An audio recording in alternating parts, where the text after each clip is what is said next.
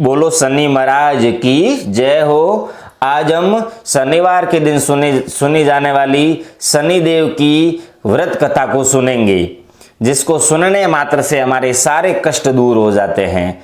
पुराणों में शनि ग्रह के प्रभाव से मुक्त होने के लिए बताया गया है कि मूल नक्षत्र वाले शनिवार से प्रारंभ कर 7 शनिवार तक शनिदेव की पूजा और व्रत करनी चाहिए, जिससे शनिदेव खुश होते हैं। अब हम शनिवार व्रत की कथा को सुनना प्रारंभ करते हैं, जो इस प्रकार से है। एक बार स्वर्ग लोक में सबसे श्रेष्ठ देव कौन है कि प्रश्न पर 9 ग्रहों में बहस प्रारंभ हो गई।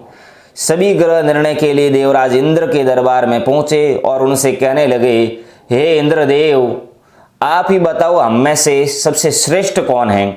9 ग्रह देवों के मुख से ये प्रश्न सुनकर इंद्रदेव बड़े ही उलझन में पड़ गए। फिर उन्होंने कुछ विचार कर सभी देवों को भूलोक के राजा विक्रमादित्य के पास जाने का सुझाव दिया। सभी ग्रह पृथ्वी लोक आकर राजा विक्रमादित्य के यहाँ पहुंचे। जब ग्रह देवों ने अपना समस्या विक्रमादित्य से बताए तो वह कुछ देर के लिए उलझन में पड़ गए, क्योंकि सभी ग्रह अपनी अपनी शक्तियों के साथ बड़े महान थे। किसी को किसी से कम कहना और किसी को किसी से श्रेष्ठ कहना उनके क्रोध का प्रकोप का सामना करना पड़ सकता है।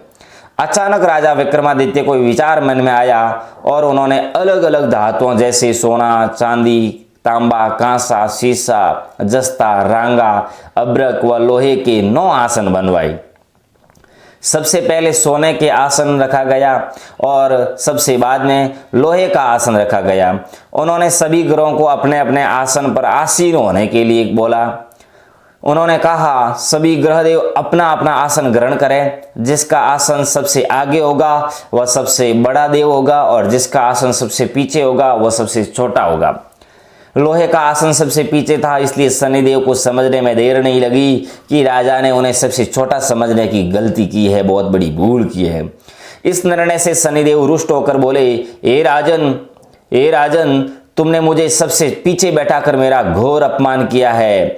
मेरी शक्तियों का तुम्हें अंदाजा नहीं है। सूर्य किसी भी राशि पर 1 महीने टिकता है, चंद्रमा 2 महीनों के लिए, मंगल 1.5 महीने, बुध और शुक्र 1 महीने, बृहस्पति 13 महीने रहते हैं। लेकिन मैं किसी भी राशि पर 2.5 वर्ष के लिए 7.5 वर्ष तक रहता हूँ। 2.5 वर्ष से लगाकर 7.5 वर्ष तक रहता हूँ। बड़े बड़े देवताओं को भी मेरे प्रकोप से बचाना मुश्किल है। अब तू भी मेरे प्रकोप से पीड़ित होने के लिए तैयार रहना, तू भी मेरे प्रकोप से बच नहीं पाएगा। इस पर राजा विक्रमादित्य ने कहा, जो भी नसीब में होगा देखेंगे। इसके बाद अन्य सभी ग्रहों के देवता खुशी के साथ अपने अपने देवलोक चले गए, परंतु शनिदेव बहुत ही क्रोधित मुद्रा में विदा हुए। थोड़े दिन बाद जब राजा विक्रमादित्य पर शनि के 7.5 दशा आई तो शनिदेव ने अश्व अर्थात घोड़े का व्यापारी के रूप धारण कर राजा विक्रमादित्य के राज्य में पहुंचे। राजा विक्रमादित्य घोड़े को देखकर सबसे अच्छे घोड़े को अपनी सवारी के लिए पसंद कर उस पर सवार हुए। विक्रमादित्य के घोड़े पर चढ़ते ही घोड़ा बिजली की गति से भागने लगा। तेजी से दौड़ता हुआ घोड़ा विक्रमादित्य को बहुत दूर तक घने जंगल में लेकर चला गया और फिर वहां राजा को नीचे गिराकर अदृश्य हो गया, वहां से गायब हो गया। राजा वहां से लौटने के लिए जंगल में इधर उधर भटकने लगा, पर उसे कोई मार्ग नहीं मिला बाहर निकलने का। इधर राजा को भूख और प्यास भी लगने लगी। बहुत भटकने पर उन्हें एक चरवाहा दिखा। राजा ने उसे प्यास बुझाने के लिए पानी मांगा। पानी पीने के बाद राजा ने उसे चरवाहे को अपनी अंगूठी दी और उससे मार्ग पूछकर किसी तरह जंगल से बाहर निकलकर एक अन्य नगर में पहुंचे। अन्य नगर में पहुंचने के बाद विक्रमादित्य किसी सेठ की दुकान पर बैठ गया। उसके कुछ देर बैठने के सेठ की दुकान की बिक्री बढ़ गई। सेठ ने विक्रमादित्य को भाग्यशाली समझा, उसे अपने घर खाना खाने ले गया। राजा को एक घर में छोड़ सेठ किसी काम से कुछ देर के लिए बाहर निकल गया। तभी उस कमरे में एक आश्चर्यजनक घटना घटित हुई। कमरे में खूंटी पर लटकता हुआ सोने का हार खूंटी निगल गई।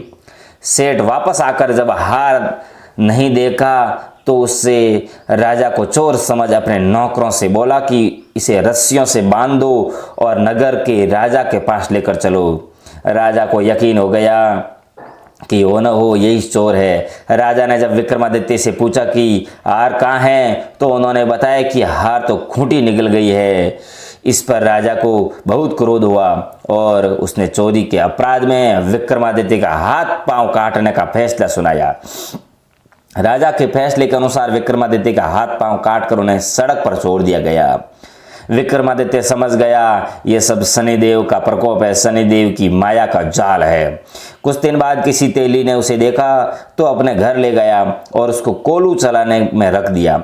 विक्रमादित्य कोलू के पास बैठ बैल को आवाज देकर चलाता रहा और तेली उसे उसके बदले भोजन देता था।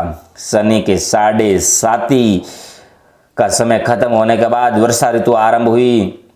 रात में विक्रमादित्य मेघ मल्हार गाने लगा। तभी वहां की राजकुमारी अपने रथ से उस घर के पास से गुजरी। विक्रमादित्य की आवाज सुनकर बहुत प्रभावित हुई और दासी से उसे बुला लाने के लिए कहा।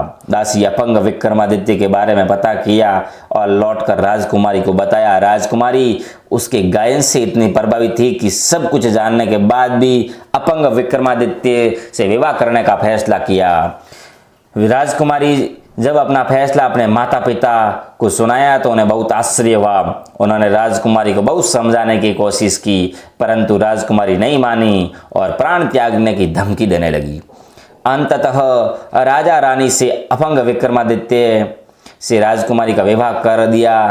विवाह के बाद राजकुमारी भी विक्रमादित्य के साथ तेली के घर चली गई। उसी रात में राजा को शनिदेव ने सौंपन दिया कि राजा, तुमने मेरा शक्ति देख ली, मेरे प्रकोप से तुम्हें ये समय अब समझ आना पड़ा, ये मेरा अपमान करने का दंड था और इस प्रकार का तुम्हें कष्ट भरा समय देखना पड़ा। राजा ने शनिदेव से क्षमा मांगी और प्रार्थना की, हे देव, हे देवों के देव, आपने जो ये दुख मुझे दिया है किसी और को मत देना। शनिदेव बोले, राजन, मैं तुम्हारी प्रार्थना स्वीकार कर तुम्हें क्षमा कर देता हूँ। जो कोई भी स्त्री या पुरुष मेरी पूजा करेगा, कथा सुनेगा, जो प्रतिदिन मेरा ध्यान करेगा, चींटियों को आटा खिलाएगा, वह प्राणी सभी प्रकार के दुख कष्ट से मुक्त होगा तथा उसके सभी मनोकामनाएं पूर्ण होगी। यह कहकर शनिदेव चले गए। सुबह जब राजा विक्रमादित्य सोकर उठे तो अपने हाथ पांव सही सलामत देखकर बहुत खुश हुए। उन्होंने मन ही मन भगवान शनि को प्रणाम किया। राजकुमारी भी राजा के हाथ पांव देखकर बड़ी ही आश्चर्यचकित हो गई। फिर राजा विक्रमादित्य ने अपना परिचय दिया और शनिदेव के प्रकोप की कथा सुनाई। जब सेठ को इस बात का पता चला तो वह भागता हुआ आया और राजा विक्रमादित्य के पैर पकड़कर क्षमा मांगने लगा। राजा विक्रमादित्य ने उसे क्षमा किया क्योंकि उन्हें पता था कि यह सब शनिदेव की कुदृष्टि के कारण हुआ है। सेठ राजा को पुनः अपने घर लेकर गया, भोजन कराया। उस क्षण वहां एक आश्चर्यजनक घटना और घटी। सबके सामने घर की खूंटी ने हार उगल दिया। राजा विक्रमादित्य के साथ सेठ ने भी अपनी बेटी का विवाह कर दिया और बहुत सारे स्वर्ण आभूषण धन दौलत देकर राजा के साथ अपनी बेटी को विदा किया। राजा विक्रमादित्य राजकुमारी और सेठ की बेटी के साथ अपने राज्य वापस पहुंचे तो प्रजा ने बड़े ही हर्ष के साथ उनका स्वागत किया। अगले ही दिन राजा विक्रमादित्य ने अपने राज्य में घोषणा कराई कि शनिदेव सब ग्रहों में सर्वश्रेष्ठ है। प्रत्येक व्यक्ति को शनिदेव की पूजा और व्रत करना अवश्य सुनना चाहिए, व्रत कथा सुननी चाहिए। राजा विक्रमादित्य की इस घोषणा से शनिदेव बहुत खुश हुए। शनिवार का व्रत करने और शनिवार व्रत कथा सुनने से भगवान शनिदेव की अनुकंपा हमेशा बनी रहती है और जातक के सभी कष्टों का निवारण होता है। इस प्रकार शनिदेव की कथा हमने सुनी। शनिदेव की कथा सुनने मात्र से हमारे घर के सारे कष्ट दूर हो जाते हैं और हमारे धन के भंडार भरे रहते हैं। घर में किसी प्रकार की दुख नहीं रहती है, शांति रहती है। आप सभी भक्तों से निवेदन है हमारे इस चैनल को सब्सक्राइब करें और आगे से आगे भेजें और बेल आइकन को भी दबाएं ताकि इस प्रकार की व्रत कथाओं की सूचना सबसे पहले आप तक पहुंच सके। बोलो शनि महाराज की जय हो।